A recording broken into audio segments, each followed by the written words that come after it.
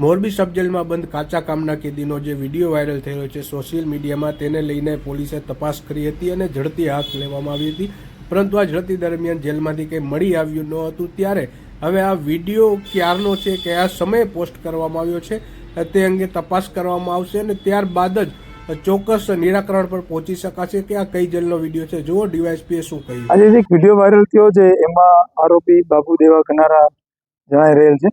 એ video viral થયા આધારે અમે આજ મોરબી જેલની ઓચિંતી મુલાકાત લીધી હતી. અલગ અલગ 3 ટીમો બનાવી અને આખી મોરબી જેલ સર્ચ કરવામાં આવી. તો આ વિડીયો વાયરલ થયો છે એ અંગેની કોઈ પણ જાતની માહિતી અહીંયા મળતી નથી અને એ મેચ પણ નથી થતી, અને એની સાથે આવી કોઈ વસ્તુ કે મોબાઈલ કે કોઈ અનૈતિક વસ્તુ અથવા ગેરકાયદેસર વસ્તુ અહીં જેલમાં મળી આવે નથી. શું છે વાત? પાકિસ્તાની નાગરિક છે, મેફેડ્રોન કેસમાં ભુજ જેલમાં હતા અને એની પાસેથી આ ડ્રગ્સ છે એ એટીએસ દ્વારા પકડવામાં આવેલું હતું અને ત્યારબાદ એને જેલ ટ્રાન્સફર કરીને ભુજ લાવવામાં આવ્યા. ભુજથી અહીંયા મોરબી લાવવામાં આવ્યા છે. ભુજ જેલમાં હાલ સમારકામ ચાલી રહ્યું છે એટલે એની ટ્રાન્સફર કરવામાં આવી છે.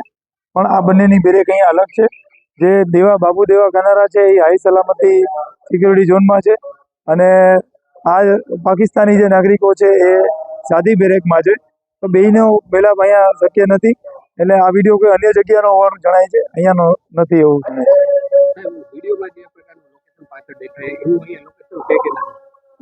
એ મેં સર્ચ કરવાની ટ્રાય કરી તો અમને એવું સિમિલર જણાતું નથી. આ વિડીયા અમે પણ જોયેલ છે.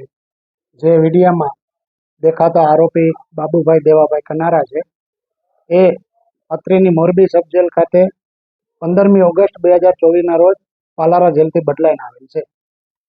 આ વિડીયો વાયરલ થયા બાબતે ડીવાયએસપી સાહેબ દ્વારા આપણા મોરબી સબ જેલની સઘન ઝડપી કરવામાં આવેલ છે. 3 કલાકની ઝડપીમાં કોઈ પણ પ્રતિબંધિત ચીજવસ્તુ મળી આવેલ નથી. આ જેલનો અમોએ 11 દિવસ પહેલા એટલે 11/11/2024ના રોજ ચાર્જ લીધેલ છે. આ જેલે અગાઉ માવા પકડાયેલા હતા. એ બનાવ સંદર્ભે અત્રેના જેલરની બદલી થતાં અમારી બદલી થઈ, અમે હાજર થયેલ છે. એના અમે સુધારાત્મક કાર્યવાહી કરતા રહ્યા છે અને આજની તારીખે 3 કલાકની આખી ટીમ, પોલીસ વિભાગની ટીમની ઝડપીમાં કોઈ પણ પ્રતિબંધિત ચીજવસ્તુ મળી આવેલ નથી, જે એક હકીકત છે. દેખાતા બંને આરોપીઓ પેલા ભુજ જેલમાં પણ હતા.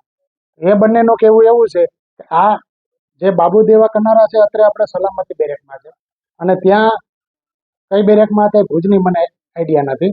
તો પેલો આરોપી સર્કલ 1માં છે અને આમાં છે. તો આ જેલે કદાચ શક્ય ન હોય, જરા ઉઠ્યા હોય એવું. હા, એવું કહે છે કે અમે ભુજ હતા ત્યારે અમે બેસતા નાસ્તો કરતા, તો ત્યારે કોઈ ઉતારેલું હોય એવું બંને આરોપીએ કબૂલ કરેલ છે. હા, એવું કાંઈ અંદાજિત નથી.